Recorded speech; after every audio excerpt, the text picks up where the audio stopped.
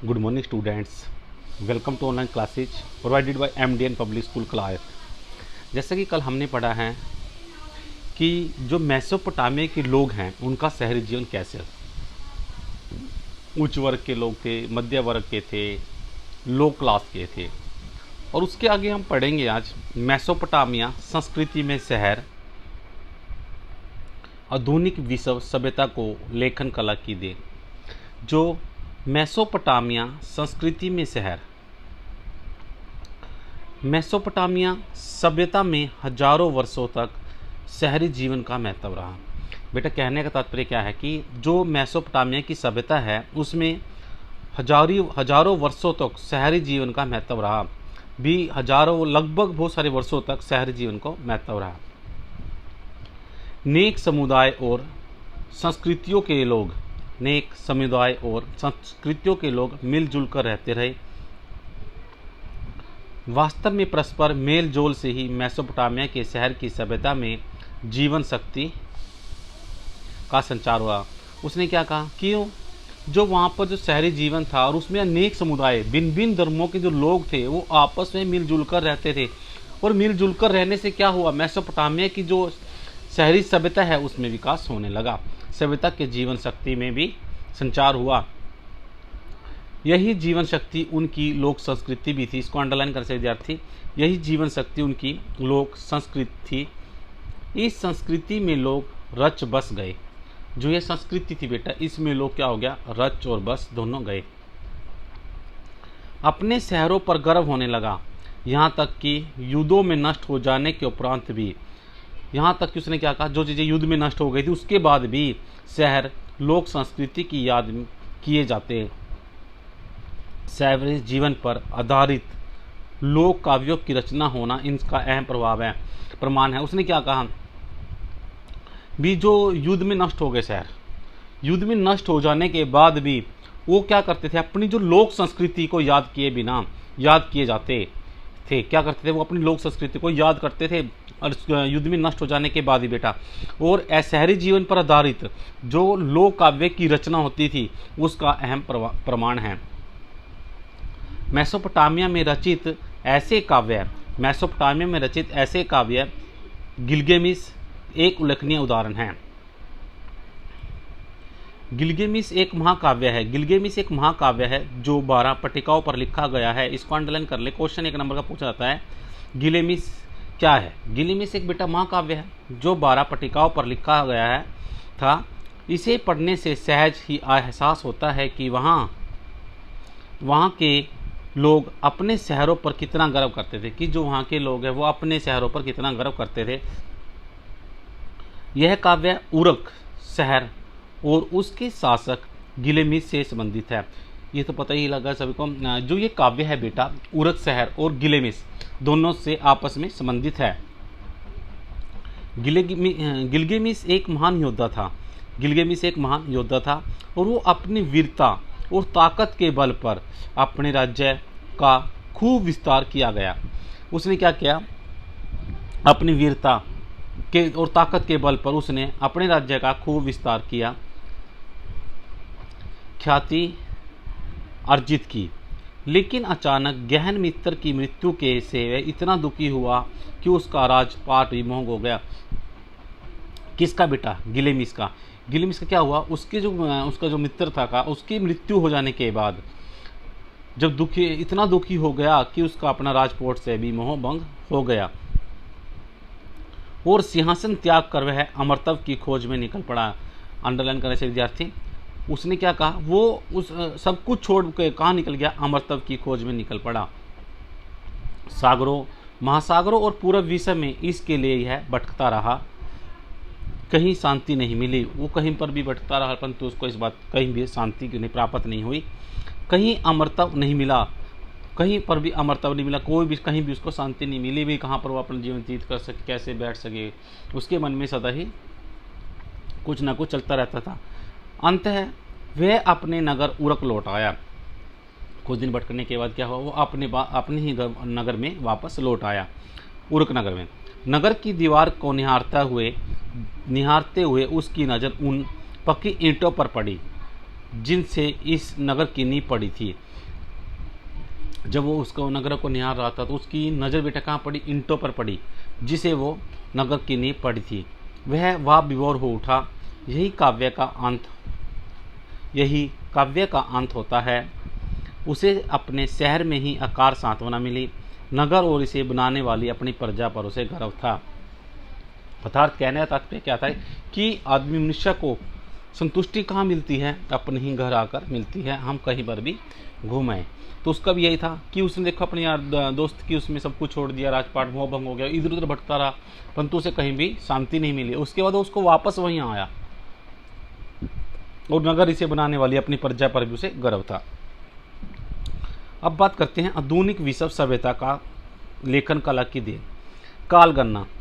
कालगणना का संबंध मुख्यतः खगोल विद्या से है। इसको सभी 4th-5th क्लास में आता शायद ये। कालगणना का संबंध बेटा खगोल विद्या से है। इस क्षेत्र में इन्होंने आश्चर्यजनक प्रगति की। क्या की? आश्चर्यजनक, जिसके बारे में हम सोच भी नहीं सकते। अचानक से उसने एकदम प्रगति की। वे नक्षत्रों और ग्रहों में अंतर करना सीख गए। सूर्य ग्रहण और चंद्र ग्रहण की पहल से ही भविष्यवाणी करने में समर्थ थे। आपको देखा है जो खगोल विद्या होती है बेटा, उसमें क्या होता है, जो पंडित विद्वान होता है पहले से ही बता देते हैं भी आज ये होगा, आज ये होगा, इस दिन सूर्य ग्रहण लगेगा, इस दिन चंद्रमा। ये खगोल विद्या है, वो ज्योतिष के सीख गए।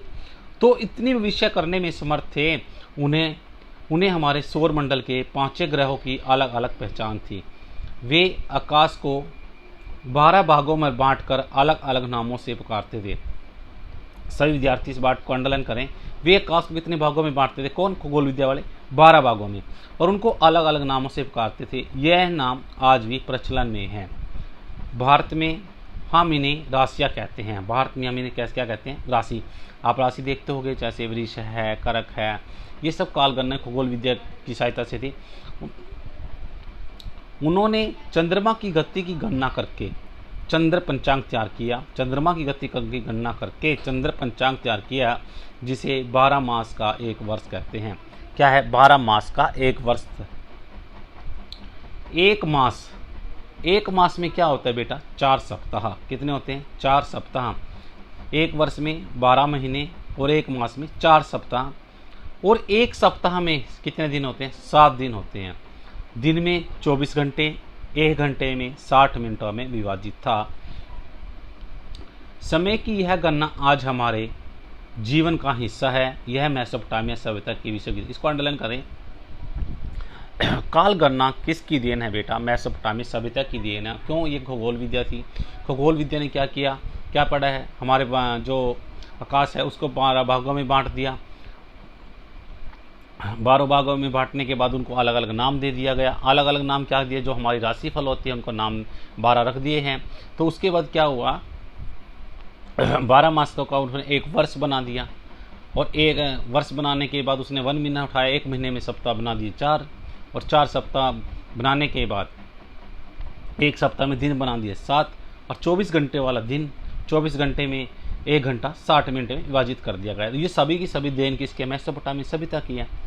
गणित, मैथमेटिक्स पढ़ते हैं। जीरो की खोज पढ़ी होगी आप लोगों ने। जीरो की खोज कहाँ हुई थी? कोविड-19 का जो एग्जाम दे रहे हैं सभी स्टूडेंट, उसमें पूछा गया था भारत में। किसमें हुई थी? भारत में जीरो की। मेसोपोटामिया वासियों का गणितीय उपलब्धि का ज्ञान हमें लगभग 1800 ईस्वी पूर्व पहले की मिली कुछ पट्टिकाओं से मिलता है।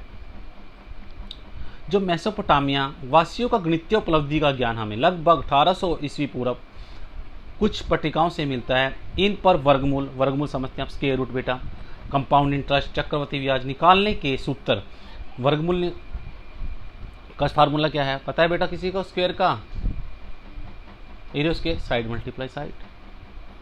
Compound interest P = 1 + R by 100 की पावर T। कंपाउंड इंटरेस्ट निकालने का सूत्र तथा गुना व भाग की तालिकाएं भी अंकित हैं। वो आयतन निकालना चाहते थे। आयतन वॉल्यूम क्या होता है? वॉल्यूम। क्यों आयतन नहीं समझ पाए थे? वॉल्यूम समझे। एक वृत्त को आज की तरह ही वे 360 अंशों में बांटते थे। उल्लेखनीय है कि इन्होंने रेखा गणित के उस सिद्धांत को समझ लिया जो रेखा गणित है। रेखा गणित पहले आता पढ़ते थे हम मैथमेटिक्स में 8th क्लास में, पहले रेखा गणित लगता था, बीज गणित है, आप लोगों के पास भी है। उस गणित जिसमें कंस्ट्रक्शन होती है, रेखा गणित के उस सिद्धांत को समझ लिया जो बाद में पाइथागोरस के प्रमेय के नाम से प्रसिद्ध हुआ। पाइथागोरस भी पढ़ते हैं हम, 10th क्लास में भी है, थ्योरम है, 9th में भी पाइथागोरस लगा हुआ है, पीपीटी थ्योरम बोलते हैं आप लोग। इस सिद्धांत से उन्हें भवन बनाने में सहायता मिली, गणित के बारे में पता लगा। ये भी सबकी किसकी देन है बेटा? मेसोपोटामिया सभ्यता की ही देन है। भवन निर्माण, भवन निर्माण कला में सुमेरियाई लोगों का एक अनोखा आविष्कार मेहराब का प्रयोग था। मेहराब क्या होता है? डाट। मेहराब से बनी इमारतें देखने में सुंदर, जो मेहराब से बनी वस्तु होती थी वो देखने में तो सुंदर होती थी, लेकिन अधिक बोझ संभालने वाली होती हैं। बहुत सुंदर और अधिक बोझ संभालने वाली होती थी। भारत में इनका चलन सबसे पहले तुर्क शासकों ने इमारतों में गुम्बद बनाने के लिए किया था। लेखन, सर्वाधिक महत्वपूर्ण मेसोपोटामिया की लेखन पद्धति को माना जाए क्योंकि उसके बिना उनका ज्ञान विज्ञान समय की गर्त में दबकर रह जाता है। किस में रहता है? समय की जो गर्त है उसमें दबकर रह जाता है। निसंदेह लेखन ने उनकी बौद्धिक उपलब्धियों को, जो उनकी बौद्धिक उपलब्धियां उनको आज तक निरंतरता प्रदान की है। Thank you, have a good day. जैसे कि आपको पता है, और सभी विद्यार्थी ये भी ध्यान रखें +1 क्लास के कि जो बच्चे HBSC बोर्ड से हैं बेटा, उनका एग्ज़ाम होगा साइंस का, 25 डेट है। Thank you, have a good day.